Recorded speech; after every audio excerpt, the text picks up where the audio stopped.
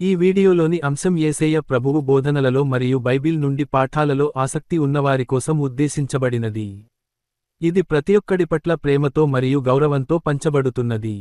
ఇతర మతస్థుల భావాలను దెబ్బతీయడం లేదా బాధించాలనే ఉద్దేశం లేదు. ప్రతివారిని ఓపెన్ హార్ట్తో వీక్షించమని మరియు పాల్గొనమని ఆహ్వానిస్తున్నాము. Content of this video is intended for those interested in the teachings of Jesus Christ and the lessons from the Bible. It is shared with love and respect for all people and is not meant to offend or hurt the sentiments of individuals of other faiths. We welcome all to view and engage with an open heart. ప్రియులరా, ఈ మధ్యాహ్నపు వేళ క్లుప్తమైన ధ్యానం కొరకై ఒక అంశాన్ని మీ ఎదుట ఉంచాలని నేను ఆశిస్తా ఉన్నాను. ఆధునిక క్రైస్తవ యుగంలో అత్యంత దాడికి గురి అవుతున్న వ్యవస్థ కుటుంబ వ్యవస్థ. కుటుంబము అనేది ఈ దినాలలో చాలా ప్రశ్నార్థకంగా మిగిలిపోయింది. లోకములో ఉన్న కుటుంబాల గురించి మనం మాట్లాడడం లేదు. దేవుని నమ్మిన పిల్లల కుటుంబాలలో ఈనాడు జరుగుతున్న పరిస్థితులను చూస్తూ ఉన్నప్పుడు కుటుంబ వ్యవస్థ ఎంత దేవుని వాక్య ప్రమాణాలకు తగినట్టుగా లేకుండా ఉంటా ఉందో కొన్ని సంగతులు మీ దృష్టికి తీసుకురావాలని నేను ఆశిస్తూ ఉన్నాను. బైబిల్ గ్రంథం కుటుంబ వ్యవస్థతో ప్రారంభమైంది. బైబిల్ గ్రంథం ప్రియులరా వివాహంతోనూ ముగింపబడతా ఉంది. ఆదికాండం 2వ అధ్యాయంలో ప్రభువు చేసిన మొట్టమొదటి వివాహాన్ని గురించి మనం చదువుతాము.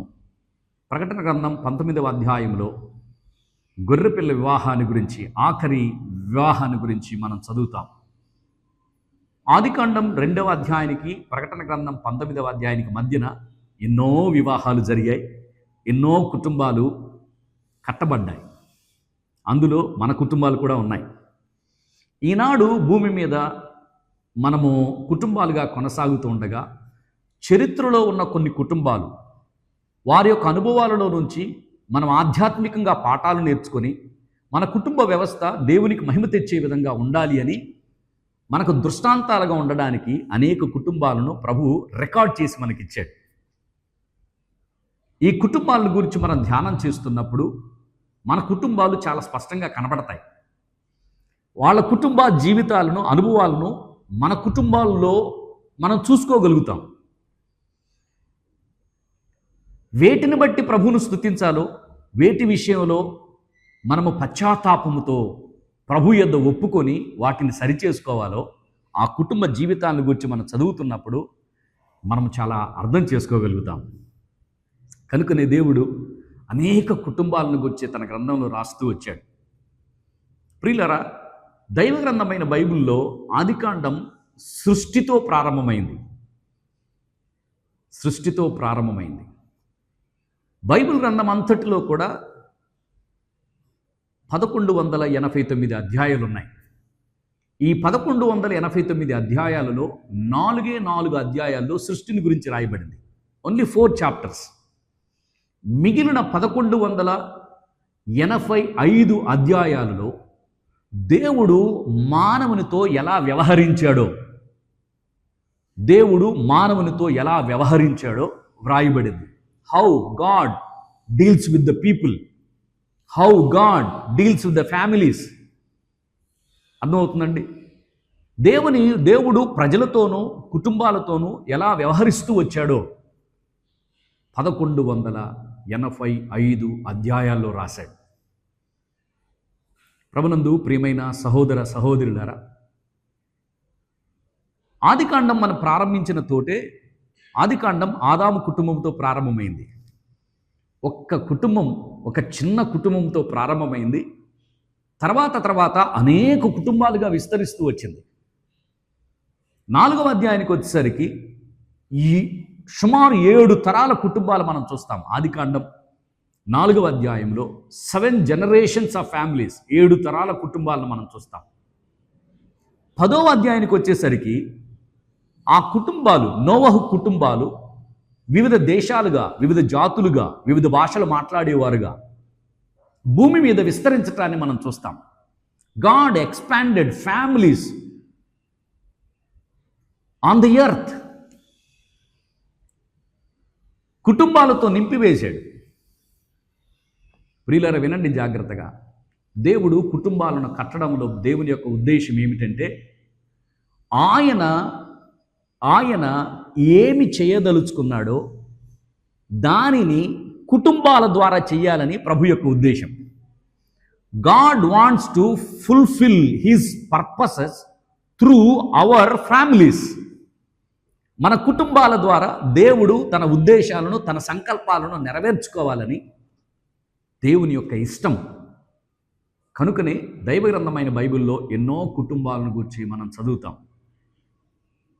ప్రియులరా, ఆదికాండం 1వ అధ్యాయం 2వ అధ్యాయంలో సృష్టిని గురించి చదివితే 4వ అధ్యాయంలో 7 తరాల కుటుంబాల గురించి చదివితే 10వ అధ్యాయంలో సుమారు 70 మందిని గురించి మనం చదువుతాం. 70 ఫ్యామిలీస్. ఈ 70 మంది అనేక దేశాలుగా, అనేక జాతులుగా విస్తరించబడ్డాన్ని మనం చదువుతాం. వింటున్నారా ప్రియులరా? ఈ సృష్టి అంతటిని గురించి దేవుడు ఒక్క అధ్యాయంలో రాశాడు. 7 తరాల ప్రజలను గురించి ఒక్క అధ్యాయంలో రాశాడు. వివిధ జాతుల గురించి, వివిధ దేశాల గురించి ఒక అధ్యాయంలో రాశాడు. కానీ అబ్రహాం మొదలుకొని యోసేపు వరకు 12వ అధ్యాయం నుంచి 50వ అధ్యాయం వరకు 4 కుటుంబాలను గురించి ప్రభు చాలా వివరంగా రాశాడు. 12వ అధ్యాయం నుంచి 25వ అధ్యాయం వరకు అబ్రహాం కుటుంబాన్ని గురించి రాశాడు. 25వ అధ్యాయం నుంచి 27వ అధ్యాయం వరకు ఇస్సాకు కుటుంబాన్ని గురించి రాశాడు. 27వ అధ్యాయం ప్రారంభమయ్యి మరలా 49వ అధ్యాయం వరకు యాకోబు కుటుంబాన్ని రాశాడు. 37వ అధ్యాయం నుంచి 50వ అధ్యాయం వరకు యోసేపు కుటుంబాన్ని రాశాడు. God wants families. మన కుటుంబాల ద్వారా దేవుని ఉద్దేశాలు నెరవేర్చబడడానికి దేవుడు కుటుంబాలను కట్టాడు. కానీ విచారకరమైన సంగతి ఏమిటంటే దేవుడు కుటుంబము కట్టేంత వరకు దేవుని గురించి ఎక్కువగా మాట్లాడతాం. వివాహ కార్డులు మొదలుకొని వివాహ కార్యక్రమాల వరకు మనము కుటుంబ వ్యవస్థలో ప్రవేశించి కుటుంబాన్ని కొనసాగించే వరకు దేవుని గురించి ఎక్కువగా మాట్లాడుతూ ఉంటాం. కానీ after we enter into family life we forget about God. కుటుంబ వ్యవస్థలోనికి మనం ప్రవేశించిన తర్వాత దేవుని గురించిన ఆలోచన మనం మర్చిపోయి మన సొంతగా మన కుటుంబాన్ని కొనసాగించడానికి ఎక్కువ ప్రయత్నం చేస్తాం. భార్య ఇష్టం భార్యది, భర్త ఇష్టం భర్తది, తల్లిదండ్రుల ఇష్టం తల్లిదండ్రులది, పిల్లల ఇష్టం పిల్లలది. ఇలాగ ఎవరికి వాళ్ళు కొనసాగుతూ కుటుంబాలలో అసలు దేవుని సంకల్పము అనేది ఒకటి ఉంది. ఈ కుటుంబం ద్వారా ప్రభు ఏం చేయదలుచుకున్నాడో దాన్ని జరిగించాలి అనే ఆలోచన ఎవరూ చేయలేకపోతా ఉన్నాం. తద్వారా కుటుంబాలు కనబడుతున్నాయి కానీ దేవుని ఉద్దేశాలు నెరవేర్చబడడం మనం చూడలేకపోతా ఉన్నాం. ప్రభునందు ప్రియమైన సహోదర సహోదరులారా, ఈ మధ్యాహ్నపు వేళ ఒక కుటుంబాన్ని గురించి మీకు మీ ఎదుట ఉంచాలని నేను ఆశిస్తా ఉన్నాను.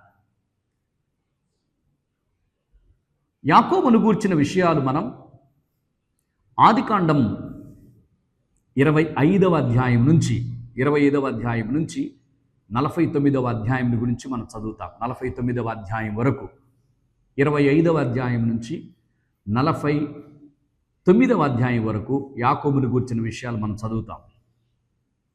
25వ అధ్యాయంలో యాకోబు యొక్క పుట్టుకను గురించి మనం చదువుతాము. అలాగే అదే 25వ అధ్యాయంలో యాకోబు యొక్క పెంపకమును గురించి మనం చదువుతాం. యాకోబు యొక్క ఎదుగుదలను గురించి మనం చదువుతాం. ప్రియులరా,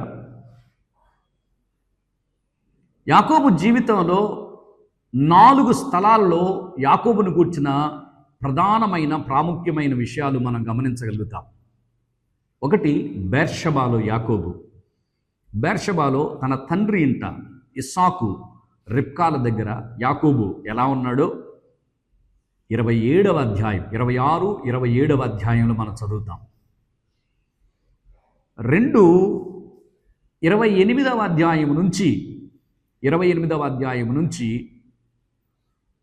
29వ అధ్యాయం వరకు 28వ అధ్యాయం అంతా కూడా 28, 29 వరకు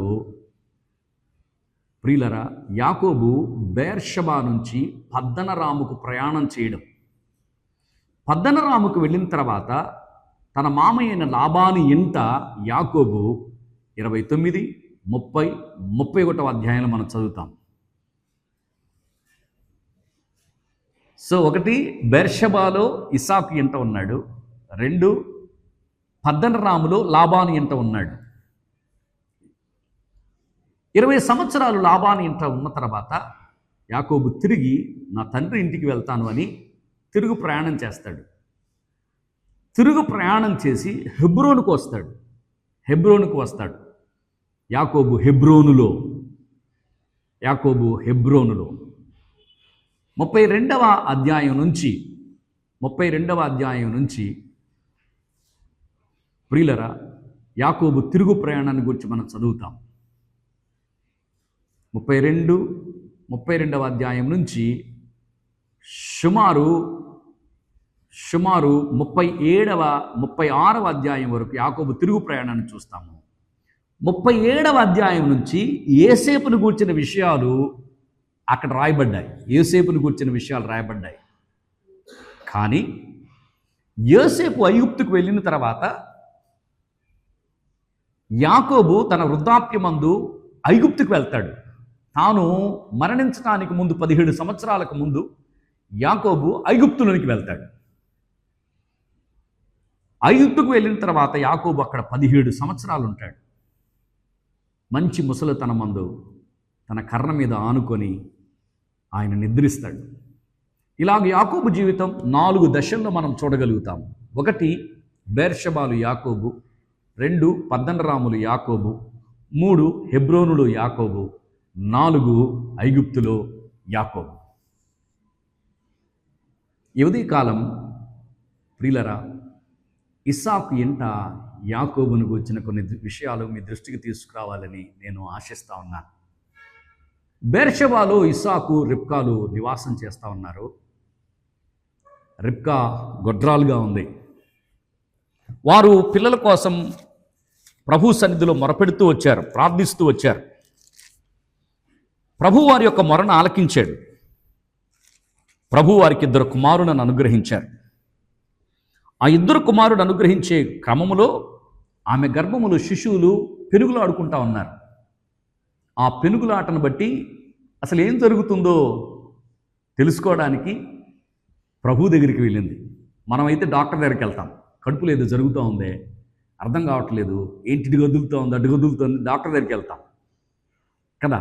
కానీ ఆమె ప్రభు దగ్గరికి వెళ్ళింది. ఏంటి ప్రభువా, ఏదో గడబడ జరుగుతూ ఉంది, లోపల కదులుతూ ఉన్నట్టు కనపడతా ఉంది, ఏం జరుగుతూ ఉంది, ఏంది లోపల కొట్టుకున్నట్టుంది, లోపల ఏదో కదులుతున్నట్టుంది, ఏమవుతుందో తెలియడం లేదు, ఇది మామూలు కదలికలు కాదు, ఇది డిఫరెంట్గా ఉంది, వీళ్ళు లోపల ఏదో కొట్టుకుంటున్నట్టుంది, లోపల ఫైటింగ్ జరుగుతూ ఉన్నట్టుంది అని ప్రభు దగ్గరికి వెళ్ళి విచారణ చేస్తే ప్రభు అన్నాడు, అమ్మా నువ్వు అనుకున్నది కరెక్టే, నీ కడుపులో 2 జనపదములు ఉన్నాయి.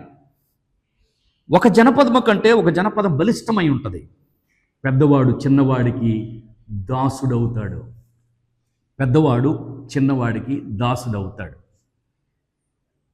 దేవుని యొక్క ఉద్దేశం ఏంటో, ఈ కుటుంబములో దేవుడు వారికి పిల్లలను ఎందుకు అనుగ్రహిస్తున్నాడో ఆ రోజు రిబ్కాతో ప్రభు స్పష్టంగా చెప్పాడు.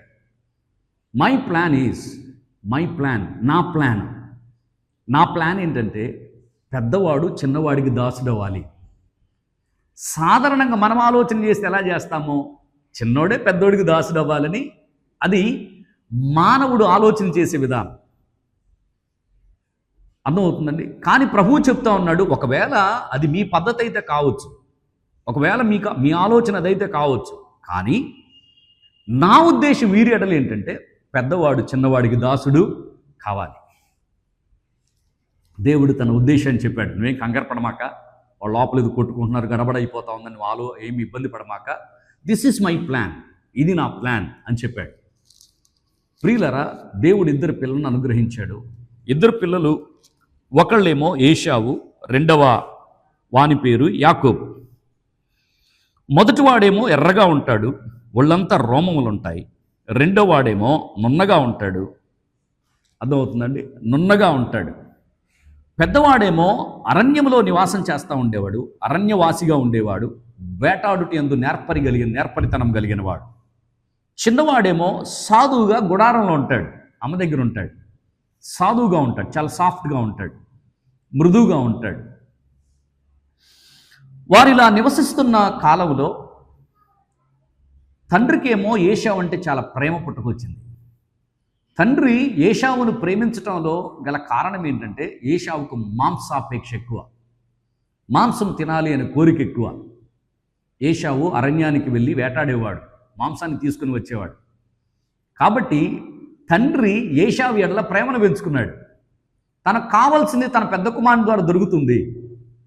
So why should I love Jacob? నాకు అందిస్తుంది నా పెద్దవాడు కదా, నాకు ఇస్తుంది నా పెద్దవాడు కదా, నా ఆశని తీరుస్తుంది పెద్దవాడు కదా, నా ఇష్టాన్ని తీరుస్తుంది పెద్దవాడు కదా, కాబట్టి పెద్దవాడిని దీవిస్తాను అని తండ్రి అపేక్షించాడు. చిన్నవాడు సాధువుగా ఇంట్లో ఉండడాన్ని బట్టి తల్లిని ఆనుకొని తల్లిని వెంబడిస్తూ తల్లి దగ్గర ఉండడాన్ని బట్టి తల్లి చిన్నవాడిని ప్రేమించింది. ప్రియులరా, ఒకే ఇంటిలో దే ఆర్ డివైడెడ్.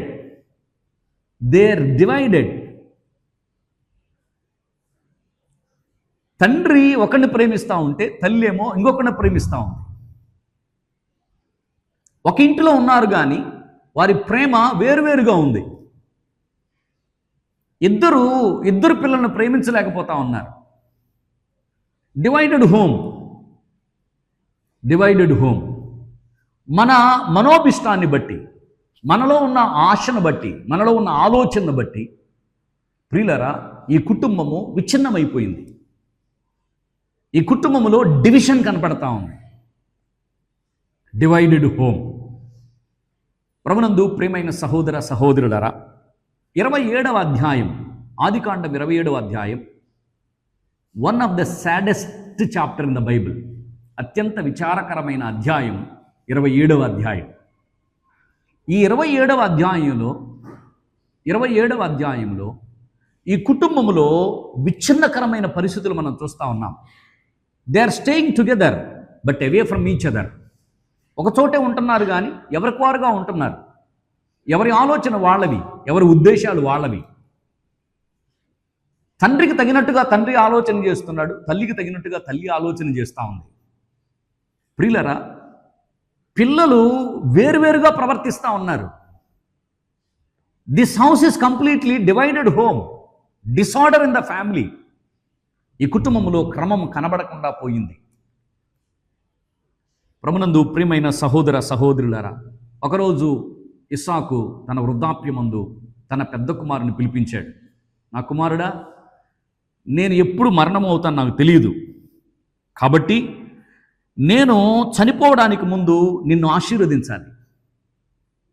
నేను చనిపోవడానికి ముందు నిన్ను ఆశీర్వదించినట్లు నీవు అరణ్యానికి వెళ్ళి వేటాడి మాంసాన్ని తీసి నాకు ఇష్టమైన మాంసమును సిద్ధపరిచి నా దగ్గర తీసుకురా, నేను తిని నిన్ను దీవిస్తాను. ఇది ఇస్సాకు యొక్క ఆలోచన. ప్రియులరా, ఈ ఇంటిలో ఎవరు ఆశీర్వదించబడాలో, ఈ ఇంటిలో ఎవరి యందు దేవుని ఉద్దేశం ఉందో, దేవుడు ఎవరిని ప్రేమిస్తున్నాడో ముందుగానే చెప్పాడు. ఎవరికెవరు దాసులు కావాలో ప్రభు ముందుగానే తెలియచేశాడు. కానీ ఇస్సాకు పిలిచి అంటా ఉన్నాడు, నేను నిన్ను దీవించాలి. 25వ అధ్యాయంలో ప్రభు అన్నాడు, యాకోబుకు పెద్దవాడు దాసుడవుతాడు అని ప్రభువు చెప్తే ఇప్పుడు ఇస్సాకు అంటున్నాడు, no no no no, it's not like that. ఏశావే ఆశీర్వదించబడాలి. ప్రియులరా, మందదృష్టి కలిగిన వాడు శారీరకంగా దృష్టి లోపించినట్టుగా ఉంది, కానీ ఆత్మీయమైన విషయాల్లో కూడా దృష్టి మందకంగానే కనబడతా ఉంది.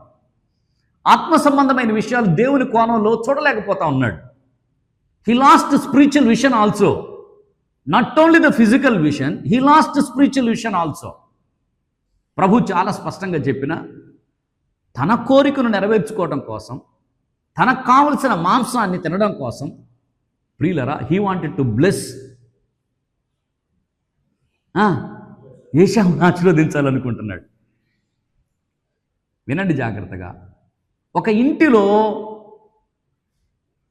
ఒక క్రమము లేకుండా ఉండడానికి ఒక కారణము ప్రియులరా, దేవుని యొక్క ఉద్దేశాలను, ఆత్మ సంబంధమైన సంగతులను మన ఇష్టానికి అనుకూలంగా ఉపయోగించటం, మనకిష్టానికి అనుకూలంగా మార్చుకోవడం. నాకు మాంసం ఇష్టం కాబట్టి నా ఇష్టం నెరవేర్చబడాలి కనుక నేను ఏశావుని ఆశీర్వదిస్తాను అని ఇస్సాకు దేవుని ఉద్దేశాలకు విరోధంగా మాట్లాడుతూ ఉన్నాడు. ఏ ఇంటిలో అయితే దేవుని ఉద్దేశాలకు విరోధంగా మనము చేయడానికి ప్రయత్నం చేస్తామో ఆ ఇంటిలో క్రమము మనం చూడలేము. Disorder in the family. Number 2, ఈ మాట తల్లి వింది. తల్లికి చిన్నవాడంటే చాలా ఇష్టం. యాకోబుని పిలిచి అందరే మీ నాన్న ఇలా అంటా ఉన్నాడు. అలా కాదు, నువ్వే ఆశీర్వదించబడాలి, మీ నాన్న ఇచ్చే దీవెనలన్నీ నీకే రావాలి, కాబట్టి నీవు అరణ్యానికి వెళ్ళాల్సిన అవసరం లేదు, మందలోకి వెళ్ళు. నీవు మందలోనికి వెళ్ళి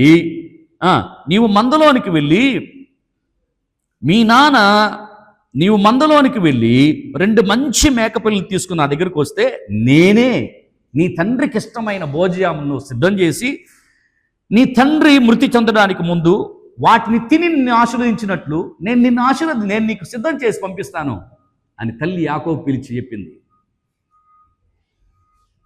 అర్థమవుతుందండి. రిబ్కా ప్రియులరా మంచిగానే ఆలోచన చేసింది. 25వ అధ్యాయంలో ప్రభు ఏదైతే చెప్పాడో పెద్దవాడు చిన్నవాడికి దాసుడవుతాడు అనే మాటను బట్టి చిన్నవాడే ఆశీర్వదించబడాలి అని ఆలోచన చేసింది. కానీ ఆ ఆలోచన నెరవేర్చబడటం కోసం తాను అనుసరిస్తున్న పద్ధతి రాంగ్, తను అనుసరిస్తున్న పద్ధతి మంచిది కాదు, తను అనుసరిస్తున్న విధానం మంచిది కాదు. Doing good in a wrong way, ఒక మంచి పనిని తప్పుడు విధానంలో చేయడం. ప్రభు చెప్పిందే, పెద్దవాడు చిన్నవాడుకు దాసుడు కావాలి, చిన్నవాడు ఆశీర్వదించబడాలి అని ప్రభు చెప్పిందే. కానీ దాన్ని జరిగించటానికి ఒక తప్పుడు పద్ధతిని చేయడం, సరికాని పద్ధతిని చేయడం. ప్రభునందు ప్రియమైన సహోదర సహోదరులారా, divided home, division in the home. ఈ ఇంటిలో తండ్రి ఒక విధంగా ఆలోచన చేస్తూ ఉన్నాడు, తల్లి ఒక విధంగా ఆలోచన చేస్తూ ఉంది. యాకోబు వచ్చాడు, అమ్మ ఇది మంచి పద్ధతి కాదు. అన్నేమో రోమాలు ఉన్నాయి, శరీరం అంతా రోమాలు ఉన్నాయి కదా, ఒకవేళ నాన్న పట్టుకొని చూస్తే నాన్న దృష్టికి నేను వంచకుండా అవుతాను కదా, నాన్నని నేను మోసం చేసినట్టు అవుతాను కదా, దీవెనకు బదులు శాపం నా మీదకి వస్తాయి కదా అని అంటే ఆ తల్లి అంటా ఉంది, ఆ శాపం మీద నా మీదకి వస్తుందిరా, ఆ శాపం మీద నా మీదకి వచ్చును గాక, నీ వెళ్ళి నా మాట విను, నా మాట మాత్రం విని నా యొద్దకు తీసుకురా అని తల్లి పంపిస్తే ప్రియులరా అక్కడి నుంచి యాకోబు ఎలా మారిపోయాడో మనం చూస్తాం.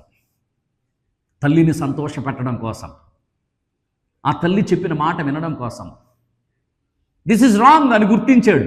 ఇది తప్పమ్మా అని చెప్పాడు, ఇది తప్పు, నాన్న దగ్గర నేను వంచకుండా అయిపోతాను, ఇలా చేస్తే కరెక్ట్ కాదు కదా అని చెప్పాడు. What is wrong he knows, what is right he knows. కానీ టు సాటిస్ఫై హిస్ మదర్, తల్లిని సంతోషపెట్టడం కోసం ప్రియులరా అబద్ధం ఆడడానికి వెనుకాడలేదు, వేషం వేసుకోవడానికి వెనుకాడడం లేదు, మోసం చేయడానికి వెనుకాడడం లేదు. అర్థమవుతుందా? ఒకరిని సంతోష పెట్టాలి అని దేవునితో అబద్ధం ఆడడం. ఇదే సంగతి అపోస్తల కార్యం 5వ అధ్యాయంలో కూడా చూస్తాం. బర్నబా తనకున్న స్థిరాస్తులు అన్నీ అమ్మి అపోస్తల పాదాల యొద్ద పెడతా ఉంటే దాన్ని చూస్తున్న అననీయ సప్పీరాలు కూడా మేము మాత్రం ఎందుకు ఇవ్వకూడదు, మేము కూడా తీసుకొచ్చి ఇలా ఇస్తాం కదా, మా పొలాలు కూడా అమ్ముకుంటే మంచిదే కదా అని వాళ్ళు బర్నబా చేసిన పనిని బట్టి ప్రేరేపితులై వాళ్ళకున్న పొలాలు అమ్మి తీసుకొచ్చి అపోస్తల పాదాల యొద్ద తేవడానికి ప్రేరేపించబడ్డారు. This is good.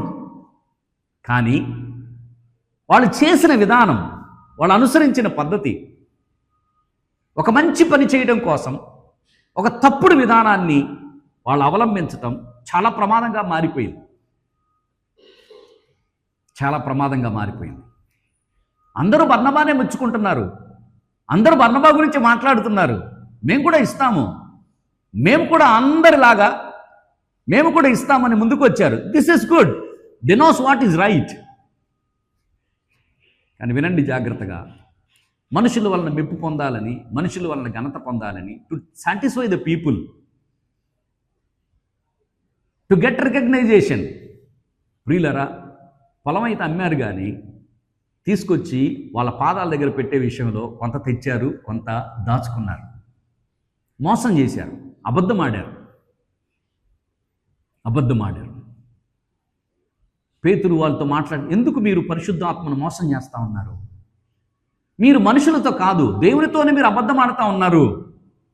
ఎంత ధైర్యం మీకు అసలు? దేవునితో ఎలా అబద్ధం ఆడతారు మీరు? You know what is right, you know what is wrong. కానీ మనుషులను సంతోష పెట్టాలని మీరెందుకు ఈ తప్పుడు పద్ధతి చేస్తున్నారు? మీరెందుకు ఈ తప్పుడు పని చేస్తున్నారు? They last there lifes. ప్రభునందు ప్రియమైన సహోదర సహోదరులారా, యాకోబుకు రైట్ ఏంటో తెలుసు, రాంగ్ ఏంటో తెలుసు. కానీ అమ్మను సంతోష పెట్టడం కోసం తాను వేషం వేసుకున్నాడు, ఏశావు యొక్క వస్త్రాలు ధరించుకున్నాడు. యాకోబు దగ్గరికి వెళ్తే, ఎవరన్నా అయినా నువ్వు అంటే, నేను నాన్న ఏశావును, నేను ఏశావును. ఇంత తొందరగా ఎలా వచ్చావు నువ్వు?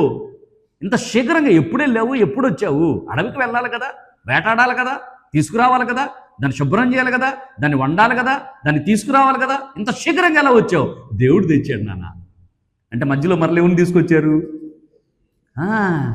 మనం మోసం చేసేది కాక, మనం అబద్ధాలు ఆడేది కాక, మనం తప్పుడు పద్ధతులు అవలంబించేది కాక, మళ్ళీ మధ్యలో దేవుని తీసుకొచ్చి దేవుని కూడా మన వ్యవహారాల్లో పెట్టి, what kind of family it is? Disorder in the family. క్రమము లేని అక్రమమైన విధానాలను అనుసరిస్తున్న ఈ కుటుంబం. ప్రభునందు ప్రియమైన సహోదర సహోదరులారా, వినండి జాగ్రత్తగా. ఇస్సాకు తన కుమారుని దగ్గరికి రమ్మన్నాడు. అసలు నువ్వో కాదో నేను తడివి చూస్తాను రా అంటే దగ్గరకు వచ్చాడు.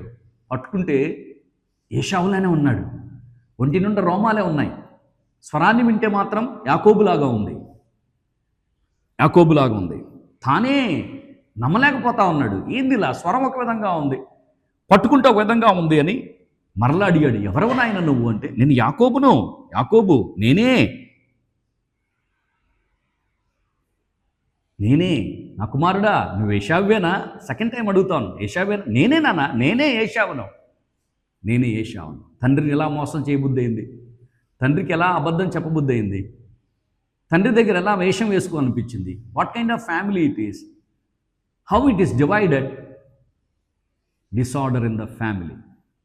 దైవ క్రమము లేకపోతే, దైవ భక్తి లేకపోతే, దైవ భయము లేకపోతే, దేవుని పద్ధతిని దైవ క్రమములో అనుసరించకపోతే, మన ఇష్టం నెరవేర్చుకోవటం కోసం మనం రాజీ పడిపోయి, ప్రియులరా, మనుషుల సంతోషం కోసం మనం ఏదో చేయాలని మనం ప్రయత్నం చేస్తే, వినండి జాగ్రత్తగా, కుటుంబాలు విచ్ఛిన్నకరమైన పోయి, దేవుడు దేని కొరకైతే కుటుంబాన్ని ఏర్పరచుకున్నాడో, దేని కొరకైతే కుటుంబాన్ని కట్టాడో, దేని కొరకు పిల్లల్ని ఇచ్చాడో, ఆ ఉద్దేశాలు సఫలం కాకుండా పోతా ఉన్నాయి, నిరర్ధకమైపోతా ఉన్నాయి. ఆ ఉద్దేశాల విషయంలో ప్రభునందు ప్రియమైన సహోదర సహోదరులారా, దేవుని యొక్క కనికరాన్ని మనం అనుభవించలేకపోతా ఉన్నాం. ప్రతి కుటుంబం విషయంలో దేవునికి ఒక ఉద్దేశం ఉంది, ప్రతి వ్యక్తి విషయంలో దేవునికి ఒక ఉద్దేశం ఉంది. God never created any one for waste. నిరుపయోగంగా ఉండడానికి ఏ వ్యక్తిని దేవుడు ఏర్పాటు చేయలేదు. నిష్ప్రయోజనంగా ఉండాలని దేవుడు ఏ కుటుంబాన్ని కూడా ఏర్పాటు చేయలేదు. God has purpose in every family. ప్రతి కుటుంబం విషయంలో దేవుడు కలిగి ఉన్న సంకల్పం ఏమిటో, ఆయన ఉద్దేశం ఏమిటో మనం ఎరిగి ఆ విధంగా మనం ప్రవర్తించాలి.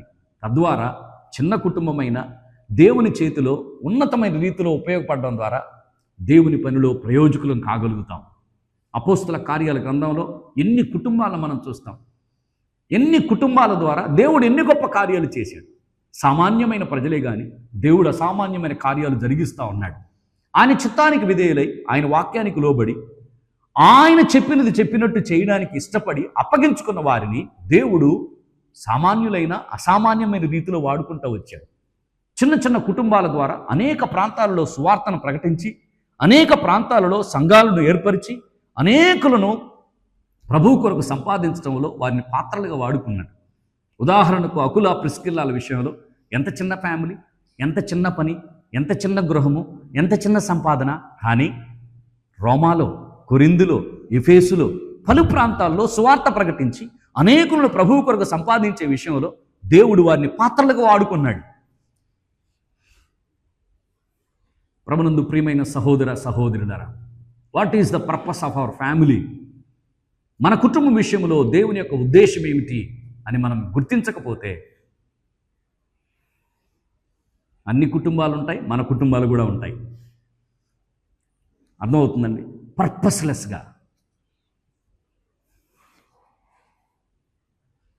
ఇస్సాకు కుటుంబములు, ఇస్సాకు ఇంటిలో ఇస్సాకు ప్రియులరా ఆత్మ సంబంధమైన విషయాలను తన ఇష్టానుసారంగా నెరవేర్చాలని కోరుకుంటా ఉన్నాడు. రెబ్కా ఒక మంచి పనిని ఒక సరికాని విధానంలో చేయాలనుకుంటా ఉంది. యాకోబు తప్పేంటో తెలుసు కానీ అది తప్పని తెలిసిన మనుషులను సంతోషపెట్టడం కోసం రాజీ పడిపోయి అబద్ధం ఆడుతూ ఉన్నాడు, మోసం చేస్తూ ఉన్నాడు, వేషధారిగా మారిపోయాడు. ప్రియులరా, ఇస్సాకు యాకోబును దీవించాడు. కొంత సమయం అయిన తర్వాత ఏశావు వచ్చాడు. తండ్రి, భోజనం రెడీ చేశాను, నువ్వు చెప్పినట్టుగానే చేశాను, అరణ్యానికి వెళ్ళాను, వేటాడాను, మాంసం తెచ్చాను, సిద్ధం చేశాను, నీకోసం తీసుకుని వచ్చాను, లే తిను అనంటే, నా కుమారుడా, నా కుమారుడా,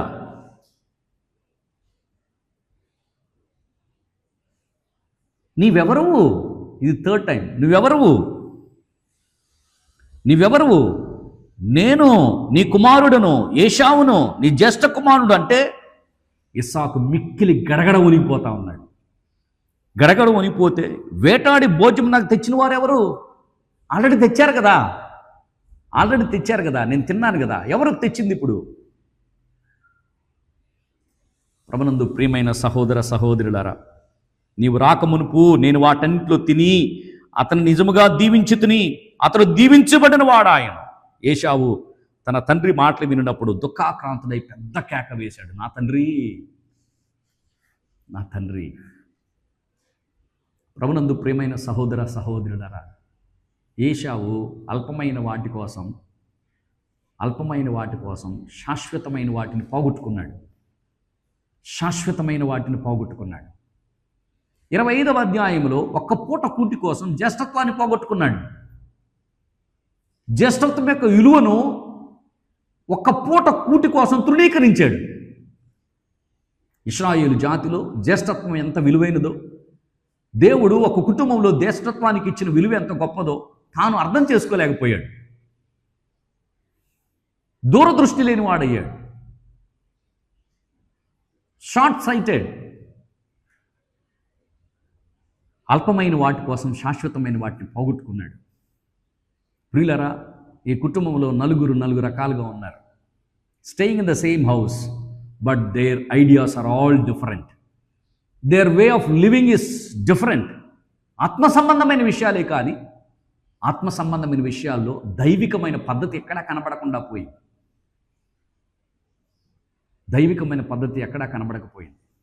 వినండి జాగ్రత్తగా. 27వ అధ్యాయం మనం చదువుతూ ఉంటే దేవుని గూర్చిన ప్రస్తావన వీరి మాటల్లో ఎక్కడా కనబడదు. వీరి వ్యవహారంలో దేవుని గూర్చిన ప్రస్తావన ఎక్కడా కనబడదు. ప్రార్థన చేయటం కానీ, ప్రభు దగ్గర కనిపెట్టడం కానీ, ప్రభు సన్నిధిలో మొరపెట్టడం కానీ, no prayer, no waiting upon the Lord, no meditation. A house without God, a home without God. ప్రియులారా, వినండి జాగ్రత్తగా. A house without God lose control on godly things. దైవికమైన విషయాల్లో నియంత్రణ కోల్పోతారు. దైవికమైన విషయాల్లో ప్రభు కోసం నమ్మకంగా జీవించలేరు. ప్రభునందు ప్రియమైన సహోదర సహోదరులారా, 27వ అధ్యాయం ఏ డివైడెడ్ హోమ్. 27వ అధ్యాయం డిసార్డర్ ఇన్ ద ఫ్యామిలీ. ఇస్సాకు మోసపరచబడ్డాడు. ఏశావు అపహరింపబడ్డాడు. యాకోబు ప్రియులరా 20 సంవత్సరాలు ఇంటికి దూరం అయిపోయాడు. 20 సంవత్సరాలు, 20 years తాను చేసిన మోసాన్ని బట్టి తన అన్నయ్యని ఏశావు యాకోబు మీద పగబట్టాడు. చంపాలని ఆలోచన చేస్తున్నాడు. 20 సంవత్సరాలు he was away from home. తన తల్లి తన కుమారుని పిలిచి మాట్లాడుతూ ఉంది. 27వ అధ్యాయం 44వ వచనంలో, 43వ వచనం, నా కుమారుడా, నా మాట విను, లేచి హారానులో నా సహోదరుడు లాబాను యొద్దకు పారిపో. నీ అన్న కోపం చల్లారు వరకు, నీ అన్న కోపం నీ మీద నుండి తొలగి, నీవు అతనికి చేసినది వాటిని అతడు మరుచు వరకు లాబాను వద్ద కొన్నాళ్ళుండు. అప్పుడు నేను అక్కడ పిలిచేదను. ఒక్కనాడే మీ ఇద్దరు నేను పోగొట్టుకుని. ఎలాగా? మీ ఇద్దరిని ఎలా పోగొట్టుకుంటాను? ఒక్కరోజే. కాబట్టి పారిపో. నీ అన్న కోపంగా ఉన్నాడు, జ్యేష్ఠత్వాన్ని పోగొట్టుకున్నాడు, దీవెన్న పోగొట్టుకున్నాడు, తమ్ముడి మీద కోపంగా ఉన్నాడు. ఆ మాటలు విన్న తల్లి యాకోబుని పిలిచి అంటా ఉంది, దయచేసి వెళ్ళిపోయి ఇక్కడి నుంచి, ఇక్కడ ఉండొద్దు నువ్వు. నా సహోదరుడు ఉన్నాడు, నా సహోదరుడికి లాబాను యొద్దకు పారిపో. నీ అన్న కోపం చల్లారే వరకు అక్కడే ఉండు. నీ అన్న కోపం నీ మీద నుండి తొలగిపోయే వరకు, అతడు చేసినది మర్చిపోయే వరకు అక్కడే ఉండు. మీ ఇద్దరిని నేను పోగొట్టుకోలేను, మీ ఇద్దరిని పోగొట్టుకుని నేను సంతోషంగా ఉండలేను. నీవు వెళ్ళిపో, నీవు పారిపో. ప్రియులారా, 20 సంవత్సరాలు, కొన్నాళ్ళ వరకు అని తల్లి చెప్పింది, కానీ 20 సంవత్సరాలు he was away from home. అబద్ధమాడి, మోసం చేసి, వేషధారిగా తాను చేసిన, తండ్రిని వంచిన దాన్ని బట్టి he was away from home for 20 years. 20 long years. తల్లి కొద్ది రోజులు అంది, కానీ ఆ కొద్ది రోజులు కాస్త 20 years అయిపోయింది. 20 years అయిపోయింది. భయంతో ఒక్కడే ప్రయాణం చేస్తూ ఉన్నాడు. ఒకవైపున అన్న చంపేస్తాడు, ఎప్పుడు చంపేస్తాడో తెలియదు. ఒకవైపున ఒంటరిగా ప్రయాణం చేస్తాడు. He's all alone. హృదయంలో భయం ఉంది, ఒంటరితనంతో ఉన్నాడు, బాధ ఉంది. తాను చేసిన పాపం తన హృదయంలో మాటిమాటికి జ్ఞాపకం వస్తూ ఉంది. అయ్యో, మా అమ్మతో చెప్పాను, నేను వంచుకుని అయిపోతానమ్మా, ఇలా చేస్తే తప్పు, ఇలా చేయకూడదని చెప్పాను, కానీ మా అమ్మను సంతోషపెట్టడం కోసం నాన్నను మోసం చేశాను, నాన్నతో అబద్ధం ఆడాను. నాన్న 1కి 2 సార్లు నువ్వెవరు అని అడిగితే నేను ఏశావునని అబద్ధం ఆడాను. అన్న వస్త్రాలు వేసుకొని నాన్నను మోసం చేశాను, నేనే ఏశావును అని చెప్పాను. నాన్న అడుగుతానే ఉన్నాడు అని అవన్నీ జ్ఞాపకం వచ్చి హృదయంలో భారం పెరిగిపోతూ ఉంది, బాధ పెరిగిపోతూ ఉంది. భయంతో ప్రయాణం చేస్తూ ఉన్నాడు. రాత్రి అయిపోయింది. ఒక రాత్రి, ప్రియులరా, ఒక రాత్రి ప్రొద్దుగుంకినందున ఒక చోట నిలిచిపోయాడు. ఆ చోటులో ఒక రాయిని తీసుకొని తలగడగా చేసుకొని అక్కడ పడుకున్నాడు. పడుకుంటే ఎక్కడ నిద్ర వస్తుంది? భయంతో ఉన్నోడికి నిద్ర ఎలా పడుతుంది? బాధతో ఉన్నోడికి ఎలా నిద్ర పడుతుంది? హృదయం భారంతో ఉన్నోడికి ఎలా నిద్ర పడుతుంది? నిద్ర రాలేదు, కల వచ్చింది. కల వచ్చింది. ఆ కలలో యాకోబు 3 విషయాలు చూశాడు. ఆ 3 మాటలు జ్ఞాపకం చేసుకొని మనం ప్రార్థన చేసుకుందాం. ఒకటి, నెంబర్ 1, 12వ వచనం. అప్పుడు అతడు, 28వ అధ్యాయం 12వ వచనం, అప్పుడు అతడు ఒక కల కనెను, అందులో ఒక నిచ్చెన భూమి మీద నిలువబడి ఉండెను, దాని కొన ఆకాశమునంటెను. నెంబర్ 1, నిచ్చెన కనపడింది. నెంబర్ 2, దాని మీద దేవుని దూతలు ఎక్కుచూ దిగుచూ నుండిరి. దేవుని దూతలు కనబడ్డారు. ఒకటి, నిచ్చెన కనబడింది. నెంబర్ 2, దేవుని దూతలు కనబడ్డారు. నెంబర్ 3, మరియు యెహోవా దానికి పైగా నిలిచెను. The lord himself. పడుకుంటే నిద్ర రావడం లేదు, హృదయం భారమైపోయింది, చేసిన పాపమంతా జ్ఞాపకం వస్తూ ఉంది, ఒంటరిగా ప్రయాణం చేస్తూ ఉన్నాడు, బాధతో ఉన్నాడు, పడుకున్నాడు. ప్రియులరా, కలలో 3 విషయాలు చూశాడు. 1, నిచ్చెన. 2, దూతలు. 3, లార్డ్ హిమ్సెల్ఫ్.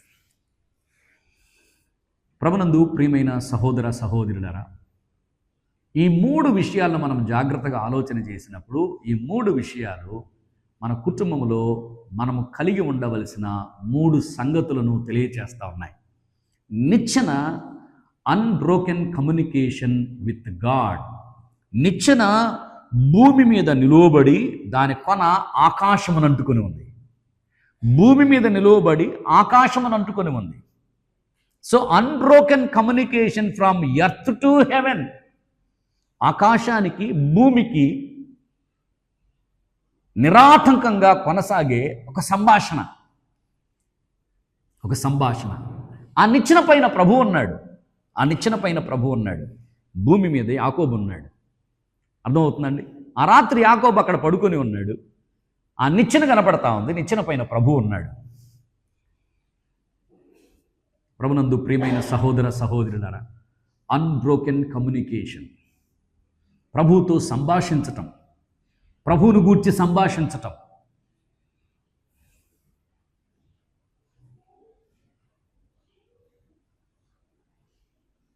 మనుషులతో సంభాషణ చేయటం మనకు అలవాటే, కానీ ప్రియులరా, కమ్యూనికేటింగ్ విత్ గాడ్, ప్రభువుతో మాట్లాడడం, ప్రభువుతో సంభాషించటం, ప్రభువును గురించి సంభాషించటం, ప్రభు యొక్క సువార్త ప్రకటించటం, ప్రభువును గురించి సాక్ష్యం ఇవ్వడం. ఏ ఇంటిలో అయితే ప్రభువును గూర్చిన సంభాషణ ఉంటుందో ఆ ఇల్లు క్రమంగా ఉంటుంది. House of order.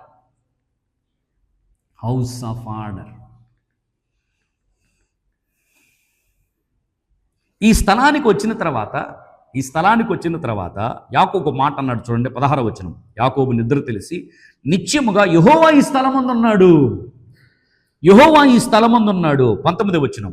మరియు అతడు ఆ స్థలమునకు బేతేలు అంటే తెలుగులో దేవుని మందిరము అని ఉంది, కానీ ఇంగ్లీష్లో హౌస్ ఆఫ్ గాడ్, దేవుని ఇల్లు. 27వ అధ్యాయంలో ఇస్సాకు ఇల్లు, హౌస్ ఆఫ్ డిసార్డర్. 28వ అధ్యాయంలో దేవుని ఇల్లు, హౌస్ ఆఫ్ ఆర్డర్. మన ఇల్లు దేవుని ఇల్లు కావాలి అంటే, మన ఇల్లు క్రమము కలిగిన ఇల్లు కావాలి అంటే, మన ఇంటిలో ఒకటి నిచ్చెన ఉండాలి. నిచ్చెన, కమ్యూనికేషన్ విత్ గాడ్, సంభాషణ, ప్రభువుతో సంభాషించటం, ప్రభువును గూర్చి సంభాషించటం, ప్రభువును గూర్చి మాట్లాడడం,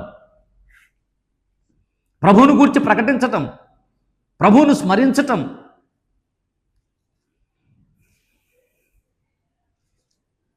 నెంబర్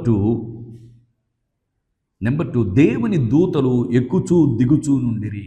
103వ కీర్తన 20వ వచనంలో చదవాల్సిన అవసరం లేదు. 103వ కీర్తన 20వ వచనంలో దేవుని దూతలు, వీరు దేవుని ఆజ్ఞలను నెరవేర్చేవారు, వీరు దేవుని చిత్తమునకు లోబడేవారు, వీరు దేవుని యొక్క ఇష్టాన్ని నెరవేర్చేవారు, దేవుని యొక్క చిత్తాన్ని నెరవేర్చేవారు. God's commandments. నిచ్చెన, గాడ్స్ కమ్యూనికేషన్. నెంబర్ 2, దేవుని దూతలు, గాడ్స్ కమాండ్మెంట్స్. ఏ ఇంటిలో అయితే దేవుని ఆజ్ఞలను ఉన్నవి ఉన్నట్టుగా నెరవేరుస్తారో,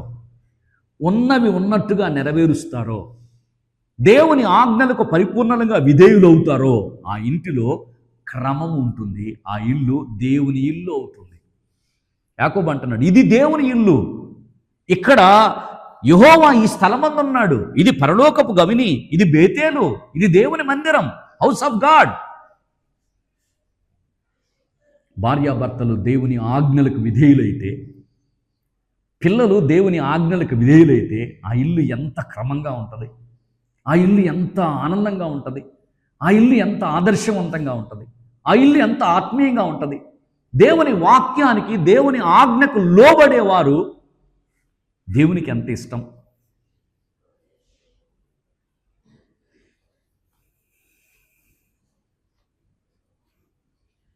ప్రభునందు ప్రియమైన సహోదర సహోదరులారా, వినండి, ఎక్కువ మంది విశ్వాసం కలిగిన వారు ఉంటారు, చాలా తక్కువ మంది విధేయత కలిగిన వారు ఉంటారు.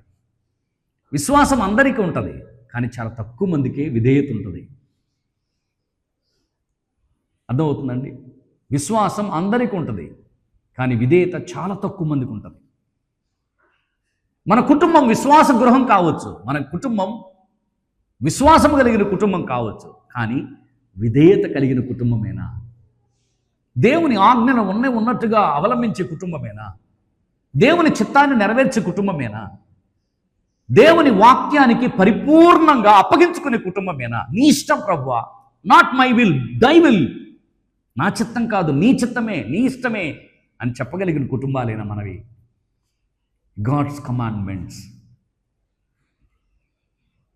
ఒకటి గాడ్స్ కమ్యూనికేషన్, దేవునితో సంభాషణ. 2 గాడ్స్ కమాండ్మెంట్, ఆయన ఆజ్ఞలను నెరవేర్చటం. 3 మరియు యెహోవా దానికి పైగా నిలిచి, లార్డ్ హిమ్సెల్ఫ్, గాడ్స్ కంట్రోల్. ఎక్కడ దేవుడు ఉంటాడో అక్కడ దేవుని యొక్క కంట్రోల్ ఉంటుంది, దేవుని యొక్క స్వాధీనం. దేవుని స్వాధీనంలో ఉంటాం మనం, దేవుని స్వాధీనంలో ఉంటాం. మన కుటుంబాన్ని దేవునికి స్వాధీనం చేసినప్పుడు ఇక మన ఇష్టానుసారంగా మనం ఏం చేయం. ఆయనకు అప్పగించినప్పుడు, ఆయన స్వాధీనంలో మనం ఉన్నప్పుడు మన కుటుంబంలో మన ఇష్టాన్ని మనం నేర్చుకోలేము, ఇక నెరవేర్చుకోలేము, మన ఇష్టాన్ని మనం చేయలేము. ఇక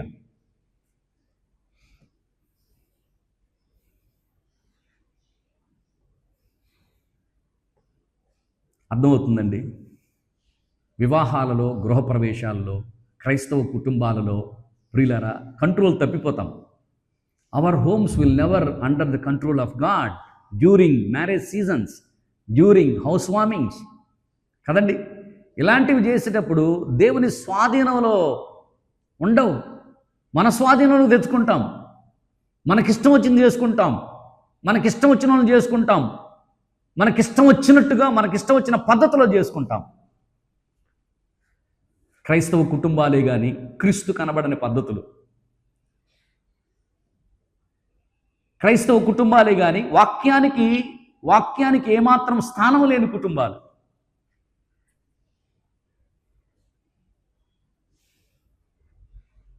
గాడ్స్ కంట్రోల్.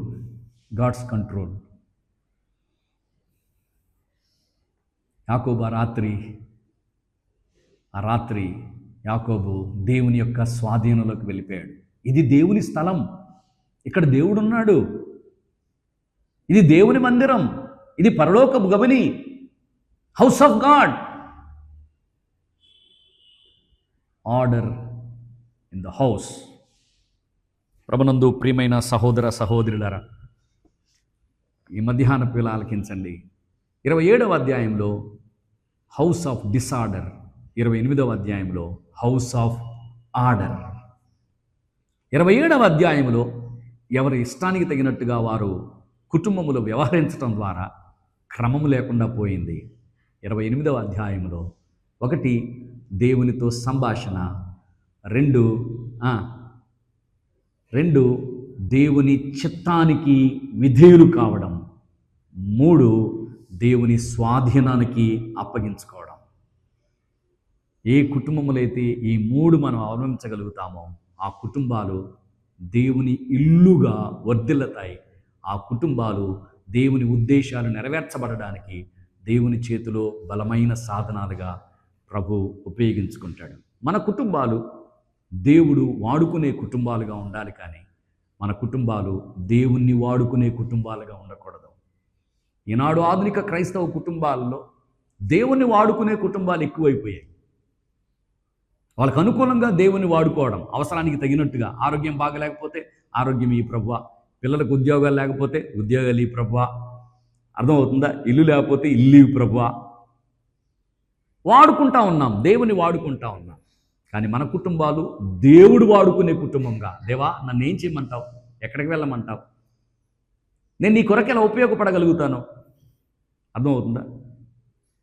రైల్వే వాళ్ళు కానీ, బస్సులో వాళ్ళు కానీ, ఎక్కడ హెల్ప్ డెస్క్లు ఉంటాయి కదా, వాళ్ళ దగ్గరికి వెళ్తే మే హెల్ప్ యూ అని అడుగుతారు.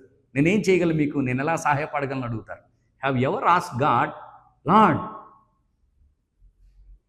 నేను నీకు ఎలా సహాయపడగలుగుతాను, నేను నీ పని ఎలా చేయగలుగుతాను, నన్ను ఏం చేయమంటావు, నా కుటుంబానికి ఏం చేయమంటావు అని ఎప్పుడైనా మన కుటుంబాన్ని ప్రభువుకి అప్పగించుకొని ఏ రోజైనా ప్రయత్నం చేయగలిగామా?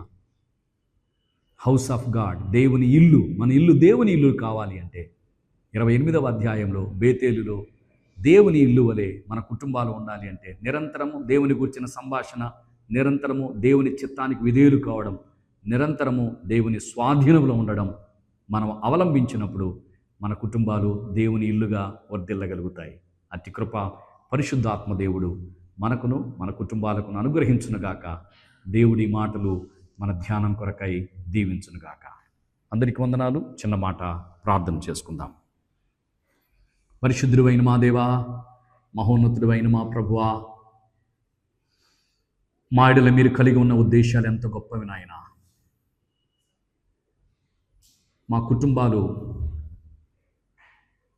మీ ఉద్దేశాలు నెరవేర్చడానికి సాధనాలు కావాలి అని మీరు ఆశించి ఈ మధ్యాహ్నపు వేళ మాతో మాట్లాడిన ప్రతి మాట కొరకాయ మీకు స్తోత్రం చెల్లిస్తున్నాం. క్రమము లేని కుటుంబాలుగా కాకుండా క్రమమైన కుటుంబాలుగా ఉండాలి అని, దేవుడు లేని ఇల్లుగా కాకుండా దేవుని ఇల్లుగా మేము ఉండాలి అని మీరు ఇష్టపడి మాతో మాట్లాడిన ప్రతి మాట కొరకాయ మీకు స్తోత్రం చెల్లిస్తున్నాం. ఈ మహానగరంలో, ఈ ముంబాయిలో మీ స్వరక్తం ఇచ్చి సంపాదించిన తెలుగు సంఘాన్ని బట్టి మీకు స్తోత్రం చెల్లిస్తున్నాం. మా ప్రియులు ఈ స్థలంలో కూడి మిమ్మల్ని ఆరాధిస్తూ మీ నామాన్ని ఘనపరుస్తూ దేవా మిమ్మల్ని సేవిస్తూ ఉండగా బహుగా దీవించండి, ఘనమైన పరిచర్య జరిగించండి. మా కుటుంబాలు కట్టబడడానికి, మా కుటుంబాలు మా ప్రభువా నిరంతరం మీతో సంభాషించే కుటుంబాలుగా, నిరంతరము మీ చిత్తాన్ని నెరవేర్చే కుటుంబాలుగా, నిరంతరము మీ స్వాధీనంలో ఉండే కుటుంబాలుగా, దేవుని ఇల్లుగా ఉండడానికి మా కుటుంబాలను మీరే జ్ఞాపకం చేసుకొని బలపరిచి వర్ధిల్ల చేయమని మా ప్రభువును రక్షకుడైన యేసుక్రీస్తు నామములో ప్రార్థించి అడిగి వేడుకొనుచున్నాము తండ్రి. ఆమేన్. అందరికీ వందనాలు. Thank you so much. మా కొరకు ప్రార్థన చేయండి. అందరికీ వందనాలు. Thank you.